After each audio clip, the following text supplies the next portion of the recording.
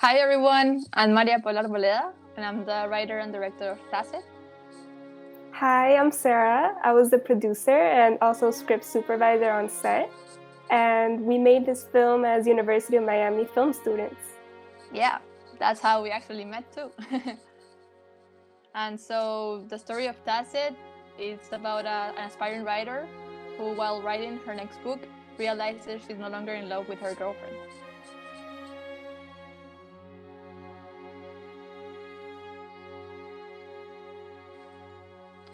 My personal life inspired me to write Tacet.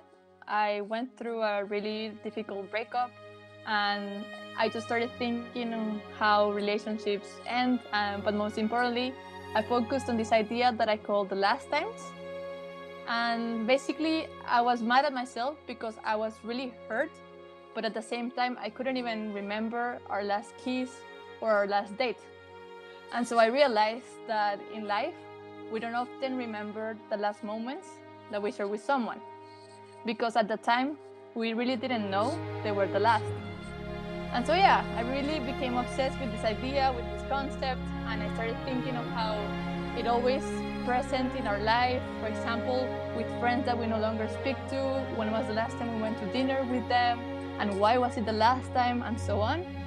And it may sound like a depressive concept, but I actually find it quite comforting, because it means that in life, you don't have to remember everything, just that moment that matters.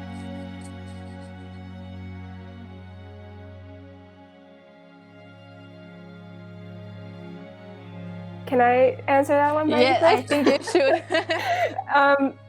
Well, this was actually the first film I ever produced. So that came with a whole new world of like learning, because I didn't really know what I was doing, but Maria really guided me because I was a sophomore at the time and Maria was a My senior. baby. So yeah.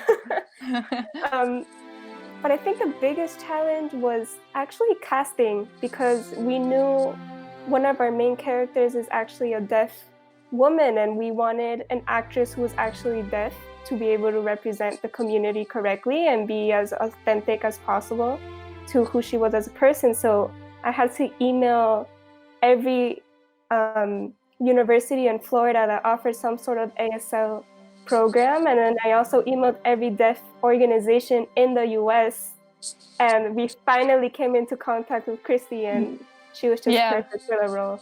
It was crazy. I remember we did like a nationwide search for a student film, which is very crazy considering you were a first-time producer. Yeah, we had to get the perfect character and actress. I agree. So yeah, just to add on that,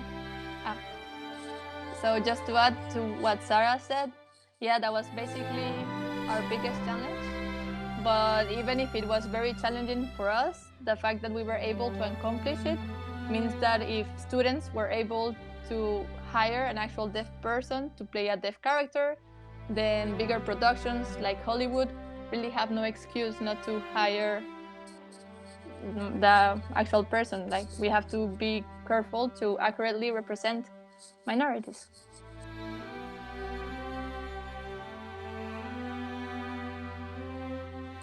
Well, I will start. I hope that as a viewer, you're able to take away this idea or concept of the last times that I previously talked about, but also more logistics-wise, I hope that you're able to understand the importance that it is to hire a deaf person to play a deaf role, because right now in Hollywood, deaf characters are rarely written, and when they are, the role is usually taken by a hearing actor, which is terrible because deaf actors already have less opportunities. And so I hope you understand this importance, and also I hope you understand that if we were able to do it as students, that productions, as I said before, have no excuse, and we should demand that change.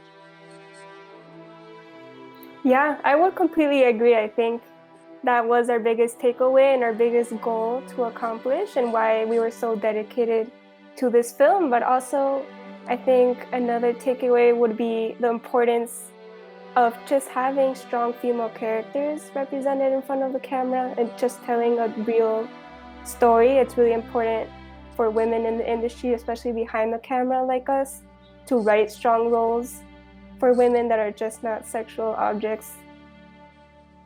And just to be true to who everyone is and be as authentic as possible. I agree.